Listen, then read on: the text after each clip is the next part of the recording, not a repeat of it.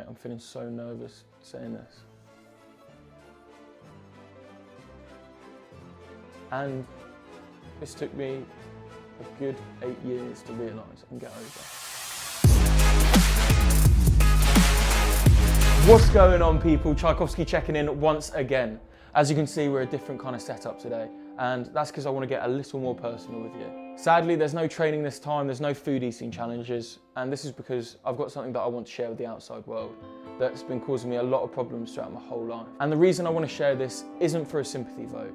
To be honest, it's just to share my experience with you because I feel like I want to be able to help people. And if I saw a video that discussed this, it would have helped me when I was younger. Lads in particular just don't talk about this kind of stuff. You're probably thinking, Will, just spit it out already. The best way to tell you is just tell you straight. I have a condition called gynecomastia. Gynecomastia is an enlargement or swelling of breast tissue in males, most commonly caused by male estrogen levels that are too high or out of balance with testosterone levels. So yeah, basically one half of my chest is like a boob. So to give you some background, about 7 years ago I went to the doctors and I explained a problem that I had, which was a lump behind my nipple. And at the time it felt like a pea size. And he reassured me, this is just hormones and it will get back to normal. It will eventually go down. By the time you're 20, it will completely go. And in a way I was reassured because I had friends who actually had this problem, a small lump behind their nipple, and you may have had this yourself. And generally the doctor told me this isn't an issue.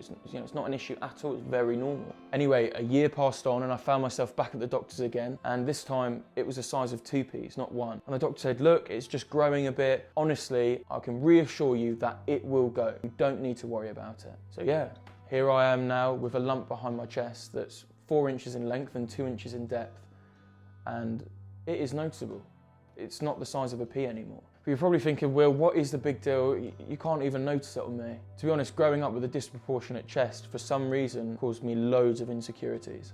You know, I can't wear tight t-shirts, I can't wear tight jumpers, and when I was around girls or even guys, I'd wear baggy t-shirts and baggy jumpers to try and suppress the size of it because I was so anxious that someone would notice that half of my chest was much bigger than the other half. Again, to reiterate, I'm not looking for sympathy, I am literally just sharing my story with you. I know a lot of lads that have weird little things wrong with them, and it causes people to struggle with body dysmorphia, which is where you're never satisfied with the way you look. So yeah, the doctors that I visited over the last 6 years were wrong. It hasn't gone and it doesn't look like it's going anytime soon. Although it doesn't look like it's growing anymore at the moment. Now, you can have surgery to get this removed, but it has to be done privately. I went to the NHS about 8, 9 times, but apparently they couldn't do this because it's cosmetic and the NHS don't cover cosmetic procedures. And I totally get that. It's not going to kill me. But as an adolescent growing up, 18, 19, it was causing me at the time crippling anxiety, and I would have loved it done, but I digress. After we went to the NHS so many times, we thought, right, let's see how much it's going to cost. Private operations were quoting in excess of £4,000. So they explained to me the process. Basically what they do is they get a scalpel and they cut around the nipple, they remove the nipple, they then remove all the growth tissue within my breast. Once that's removed, they cut a ring of skin off and chuck it in the bin. And the reason they do this is because they want to get rid of that excess skin, so that when they tighten it back up, it's not baggy. And then their final part is to sew the nipple back on. To be honest, it looked pretty simple, but that wasn't the case. The doctor went on to describe how it would look 6 months prior to the operation, and he showed me photos of some of his clients. They had severe scarring going around their nipple. Some of their nipples not protruded outwards, but now protruded inwards, so it became an inwards nipple. And the doctor also reassured me in the contract that even though he may remove this, the likelihood is it will grow back again. And I'm sitting there, I'm thinking £4,000 for this. So at that point, I just dropped it. I thought, I can't afford it, and I'm worried that the side effects are going to be worse than when I started. And it's for this reason I've been living in baggy t-shirts my whole life. It's got so deep, oh fuck, I don't even know how to put this. It's got so deep before, when I was younger, that when wearing t-shirts, I used to put tape on my chest to tape my chest down so that it was more flush with my other pec. I know that sounds crazy and fucking weird, but I felt like I had to do it to feel confident. But don't worry, I don't do that anymore at all. I wouldn't do that again. And to kind of give you some context of why I brought this up on, this channel, a fitness channel. Well, I really started the gym because I had awful habits. I was incredibly unfit. I was drinking too much and I wanted to change my life. But one massive part of that was the thought in my head that if I got bigger, as in if I got my chest bigger, my shoulders bigger, my arms bigger, proportionally, that lump in my chest will look smaller. And to some extent, it's worked. Don't get me wrong, it's taken a year of hard grafting. But proportionally now, my chest is more even. To be honest, I'm still not happy with the way it looks, and it does cause me a little bit of anxiety.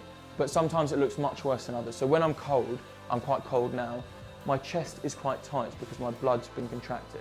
But when I'm hot, for example, when I wake up in the mornings or I'm running, my blood vasodilates, meaning the blood comes to the surface to let the heat out, and the skin starts sagging a bit more. And as it comes looser, the weight of that lump starts coming out. Honestly, who would have thought 1 year later I'd be making a YouTube channel about fitness where I'd be living topless half the time? For me, that's mind-blowing, and it shows how far I've come since I was younger. And even creating this video now, addressing this is going to be a massive help for me in getting this off my chest. Oh, pardon the pun. Well look, I hope you found this story insightful. I know not everyone's going to be able to relate with this entirely. The point is, no one is perfect, and everyone has their own insecurities that they struggle with on a day-to-day basis. It doesn't matter if you have a growth on your chest like me, or you have other insecurities such as warts, acne, webbed feet, I don't know, whatever problem you've got, everyone's got their own insecurities and no one is perfect. And this took me a good 8 years to realise and get over. If you found this video insightful, useful, or inspiring, please subscribe and hit that like button, maybe even leave a comment. I've got so much more interesting content coming in. Don't worry, it's not just gonna be me sitting here talking about my tits. This is a one-off. Oh, and if you're someone who struggles with a personal issue, hit me up on Instagram. Hit me up, tell me your problem. I'm so happy and willing to talk to you about it. Thank you for your time. This has been Tschaikowsky, checking out.